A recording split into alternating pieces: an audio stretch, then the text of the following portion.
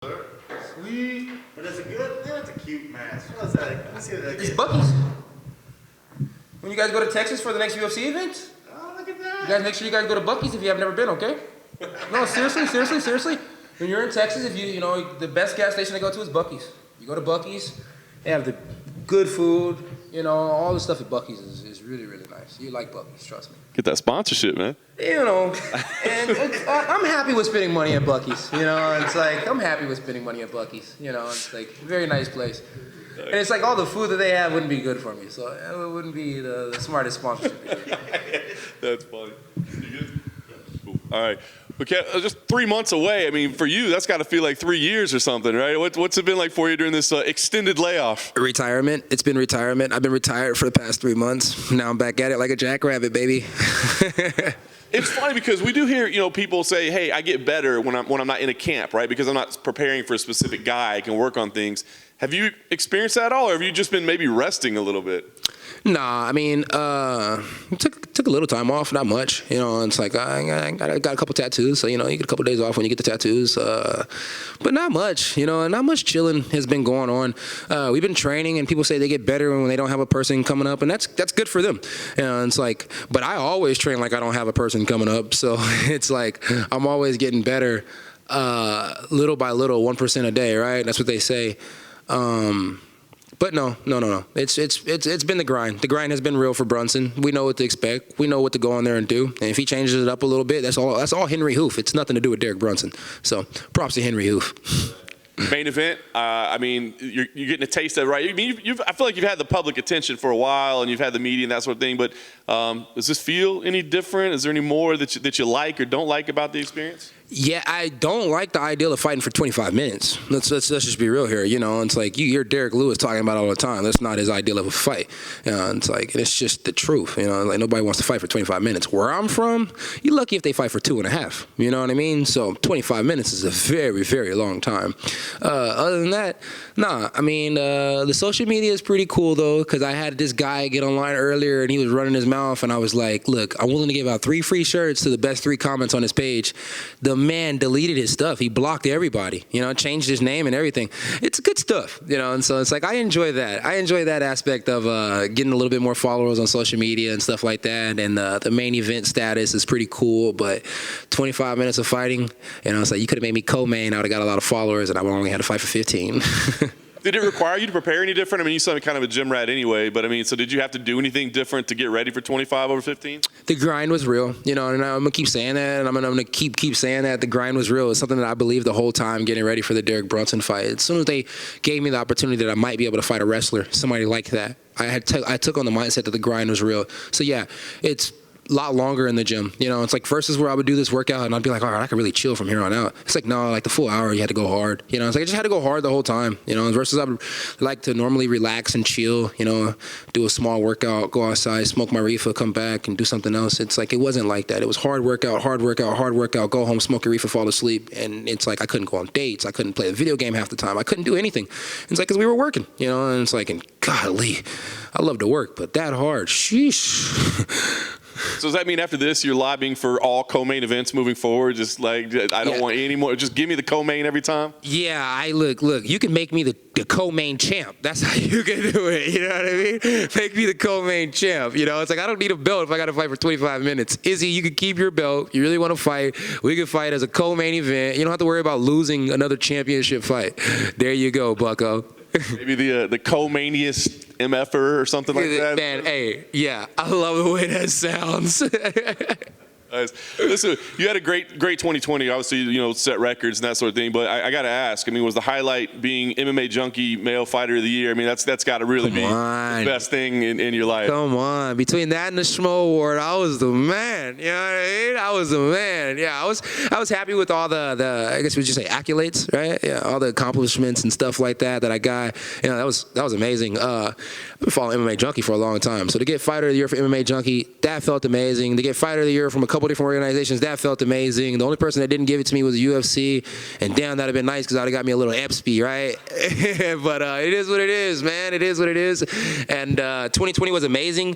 2021 has potential to be even better. It's like 2020, I was supposed to fight this same month in London against Jack Marshman. Now I'm fighting somebody top 10 the UFC middleweight division. Granted, it's for 25 freaking minutes. Hopefully I finish them in 2. You know what I mean? Because I ain't trying to fight that long. But yeah, it's amazing, dude. It's amazing. You know, look how far we can come in a year. It is amazing what you've done. This could be a big one for you. You talk about what's at stake. Is this a little bit personal too? I mean, you guys have a little bit of history together, right? Is it personal? It's not really personal. I mean, I guess you could say we used that to sell it the whole time, but it's not really personal. Let's be real. If it was personal, I would have smacked him that day in the airport after I didn't get the fight and he got the fight, and I was still butthurt about it. You know, it's like, it's not that personal. He said little things here and he said little things there, but the people online, they say way worse. At the end of the day, it's just competition. If it was personal, I would have smoked that fool a long time ago. You know what I mean? If it was really that personal. You guys are going to know when it's personal. When you see the green machine sitting outside, call the tow truck company and call the police. You know what I mean? That's when it's personal. You want that car out of here as fast as possible. Nice.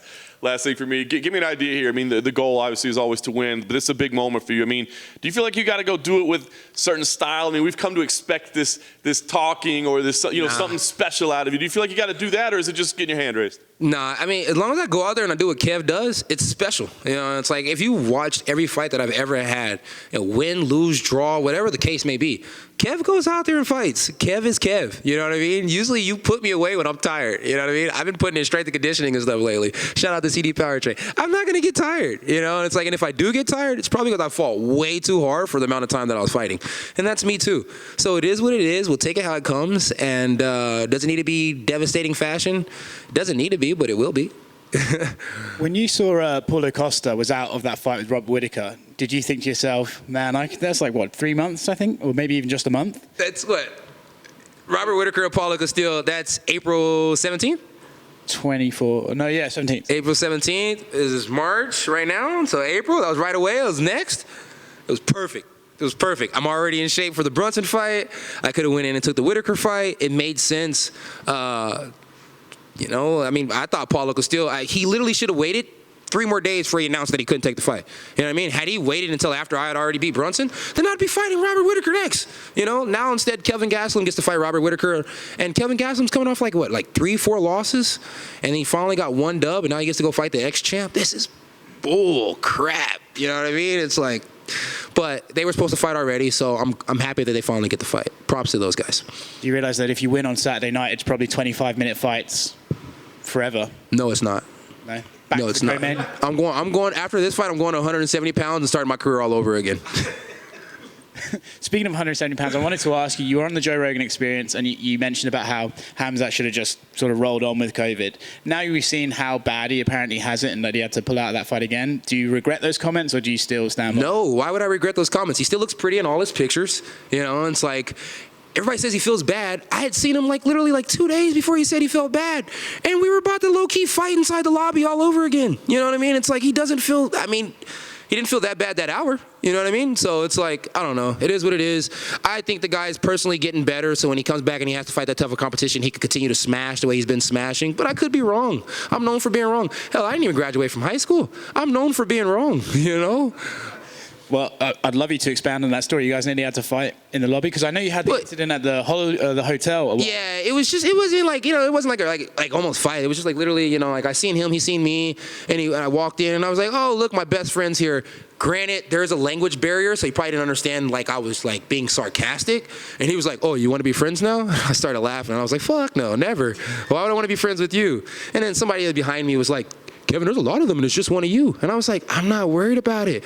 I drove out here. I got dildos in the car. I'm ready to fuck that boy. So it's just, I'm never really worried about these guys. It's like, I hope he gets better. I'd love to fight him one day, Who's to say he's the same after he gets better though? So, it's like I don't mean nothing hard on these guys when they catch COVID and they don't feel better right away. I don't mean anything hard on them. I guess you could say I mean more harder on the fans to sit up there and boast and brag about these guys all day, every day, and then they don't do the same thing that I do. And I'm like, damn, boast and brag about me a little bit. You know what I mean? But it is what it is. But no, I don't regret it at all. Mentioned Israel Adesanya losing another championship fight. What did you think of him against Jan Blachowicz? I think that he said he didn't try and put on weight, but I think that he put on weight. You know, it's like he may have came in at 200 pounds. I think that he did a normal weight cut, like, you know, which was smart. It's a smart thing to do. Take it how you normally would take it, right? He looked a little slower than he normally does, right? Usually he's faster than that. He didn't look as fast. Am I wrong? I could be right here, right? He didn't look as fast as he normally does. He got beat in the striking aspect. He got beat in the grappling aspect. He got beat, you know? It's like, and, you know, in a lot of other sports, when you're a champ and you lose, you're no longer the champ anymore. Granted, he went up a weight class, but shit, the dude lost. He's officially, is there any other fighters right now that has done just about every combat sport and lost in every combat sport? Is there? So I guess you could say he's a true loser. Last thing for me, if you win this weekend, it would seem likely that your next fight would either be Till or Vittori or Whittaker and Gastelum. So when you look at those four guys, anyone stand out to you? Do you have matchup that you prefer? Man, I'll take cookies for 300. No, I'm just playing.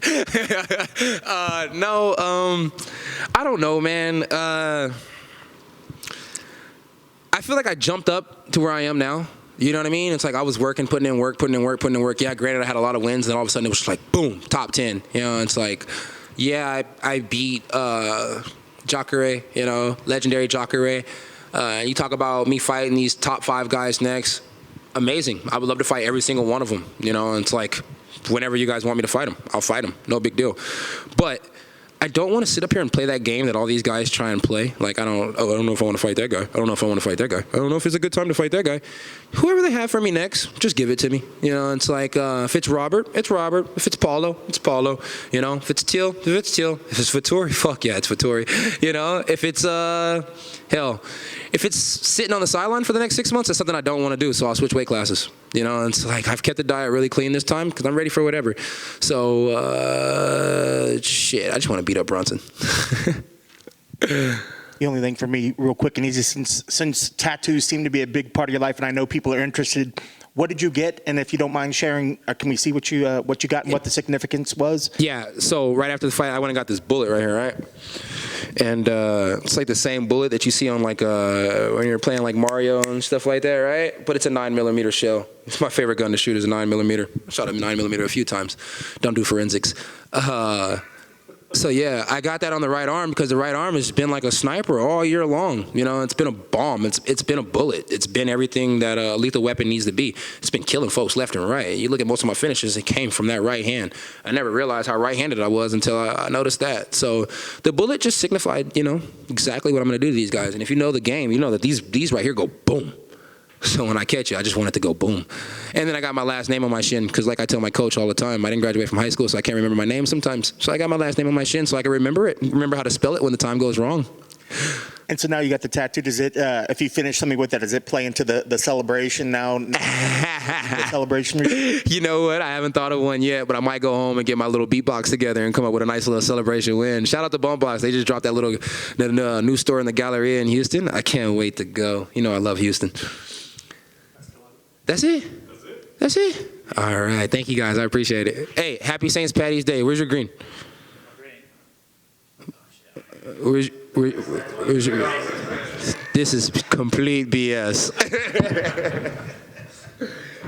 Thanks, guys. I appreciate it.